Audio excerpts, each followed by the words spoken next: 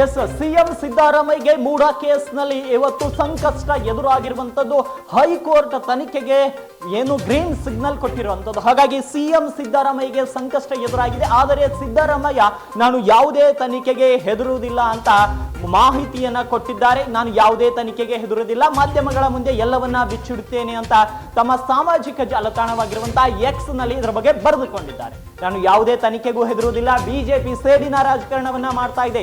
ದೂರುದಾರರು ನೀಡಿದಂತಹ ದೂರಿನಲ್ಲಿ ಈಗಾಗಲೇ 17A ಮಾತ್ರ ನ್ಯಾಯಮೂರ್ತಿಗಳು ಅವಕಾಶವನ್ನ ಕೊಟ್ಟಿದ್ದಾರೆ. ಎಲ್ಲವನ್ನ ಎದುರಿಸುತ್ತೇನೆ, ಕಾನೂನು ಸಮರವನ್ನ ಮುಂದುವರಿಸುತ್ತೇನೆ. ಬಿಜೆಪಿ ಮಾತ್ರ ಈ ರೀತಿ ಸೇಡಿನ ರಾಜಕಾರಣ ಮಾಡ್ತಾ ಇದೆ. ನರೇಂದ್ರ ಮೋದಿ ನೇತೃತ್ವದ ಕೇಂದ್ರ ಸರ್ಕಾರ ಈ ರೀತಿ ಸರ್ಕಾರ ಕೆಡುವಂತಹ ಕೆಲಸ ಮಾಡ್ತಾ ಇದೆ ಅಂತ ಸಿಎಂ ಸಿದ್ದರಾಮಯ್ಯ ಗರಂ ಆಗಿದ್ದಾರೆ.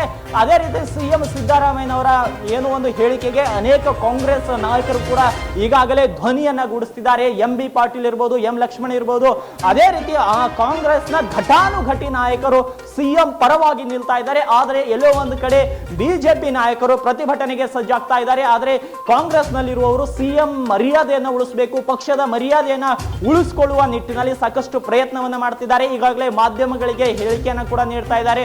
ನಾವು ಸಿಎಂ ಪರವಾಗಿದ್ದೇವೆ ಅನ್ನೋ ರೀತಿಯಲ್ಲಿ ಹೇಳಿಕೆಗಳನ್ನ ನೀಡಲಿಕ್ಕೆ ಕೂಡ ಪ್ರಾರಂಭ ಮಾಡಿದ್ದಾರೆ. ನಾನು ಯಾವುದೇ ತನಿಖೆಗೆ ಹೆದರುವುದಿಲ್ಲ ಅಂತ ಸಿಎಂ ಸಿದ್ದರಾಮಯ್ಯ ಹೇಳಿರುವುದು ಇವಾಗ ಸಾಕಷ್ಟು ಚರ್ಚೆಗೆ ಗ್ರಾಸವಾಗಿದೆ. ಯಾಕಂದ್ರೆ ಖುದ್ದು ಸಿಎಂ ಸಿದ್ದರಾಮಯ್ಯ ವಕೀಲರಾಗಿ ಕೆಲಸ ಮಾಡಿದಂಥವ್ರು, ಅವರಿಗೆ ಕಾನೂನಿನ ಬಗ್ಗೆ ಸಾಕಷ್ಟು ಅರಿವಿದೆ. ಹಾಗಾಗಿ ಕಾನೂನಿನ ಮುಂದೆ ಎಲ್ಲರೂ ಸಮಾನ ಅಂತ ಯತ್ನಾಳ್ ಅವರು ಹೇಳಿದ್ರು. ಆದರೆ ಕಾನೂನಿನಲ್ಲಿ ಒಂದು ಹೋರಾಟವನ್ನ ಮಾಡ್ತೀನಿ, ಕಾನೂನು ಸಮರವನ್ನ ಮಾಡಿ ನಾನು ತನಿಖೆಯನ್ನ ಎದುರಿಸುತ್ತೇನೆ ಅಂತ ಸಿಎಂ ಸಿದ್ದರಾಮಯ್ಯ ಹೇಳಿರುವಂತದ್ದು.